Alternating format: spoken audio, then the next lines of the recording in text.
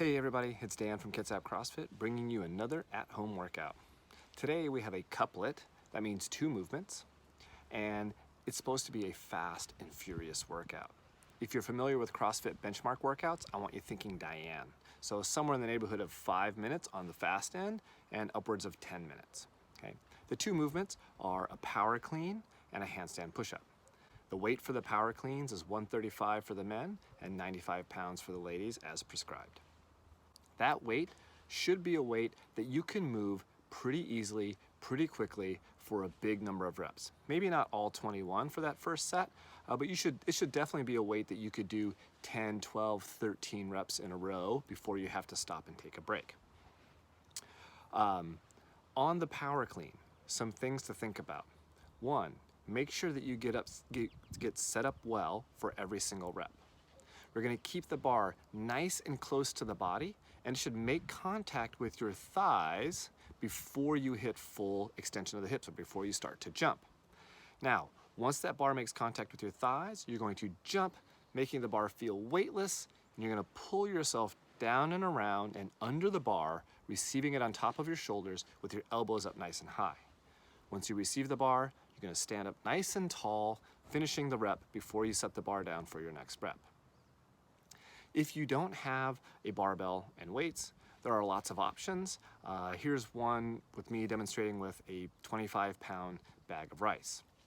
Now, I have the option of turning that bag of rice so that I can grab either end and do a power clean with it, or since it's not terribly heavy, in order to get a little bit bigger fitness response out of this, I might actually turn this into a squat clean instead of a power clean.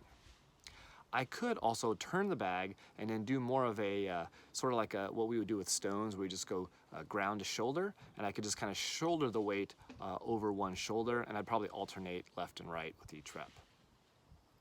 Okay, let's talk about the handstand push-ups. For the handstand push-up, for the RX version, you're going to kick up onto the wall, lower yourself all the way down so that your head touches the floor, and either press or kick up using a kip to complete the rep when your elbows reach full extension. If you are unable to do handstand push-ups, there are plenty of options. 1, if you're close but not quite, you could do a pike push-up with your feet up on a box, a wall. Here I'm using a 5-gallon bucket. I still want to lower myself all the way down to the floor, head touches the floor, and then I press all the way back up. The next level down from there would be to take my feet off of the bucket onto the ground and come into a pike position or the top of an inchworm position, trying to get as inverted as possible, lowering my head back down to the floor and then pressing back up again. And then finally, I could also just go to a regular push-up. Here I'm actually doing a hand release push-up, which basically enforces that I'm going to get full range of motion all the way down to the bottom and then back up again.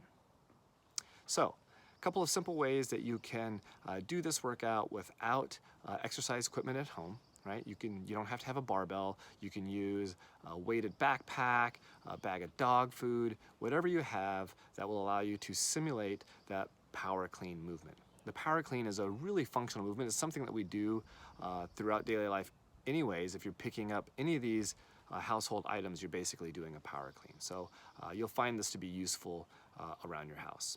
And handstand push-ups, again, scale that down to something that you can crank out a good number of reps. If you're kicking up onto the wall and you're only doing 1 or 2 reps at a time, this workout's going to take you a really long time, and you're going to be outside of the intensity zone that we're looking for. Again, we want this to be a fast and furious workout. Okay.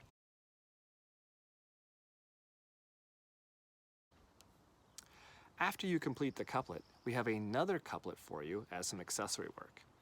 And this is going to be an alternating Tabata of bike sprints and front leaning rest. So what that means is that you'll do 20 seconds for max calories on a bike, and then you'll have 10 seconds to rest and transition to a front leaning rest position.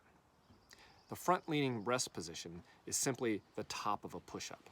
Now what we want in that position is a nice straight line from your shoulders to your hips to your feet. For the bike, if you don't have a bike, feel free to use a rowing machine, ski erg, or whatever else you might have.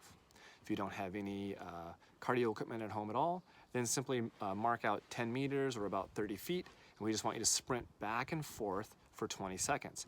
Every time you cover that distance, that's going to be equivalent to 1 rep. Okay, so you're going to do 20 seconds of sprints, either on a bike, rower, or running. You're going to rest 10 seconds. Then you're going to get into a front-leaning rest position for 20 seconds, rest 10 seconds, and you're going to do that for 8 total rounds. So you'll bike 8 times, front-leaning rest 8 times. So nice little bit of accessory work to finish off the short, high-intensity couplet that you kicked off the workout with. All right, good luck everybody, and we look forward to hearing how you do. Just drop us a note in the comments. If you like this workout, give us a thumbs up and consider hitting the subscribe button. Thanks a lot.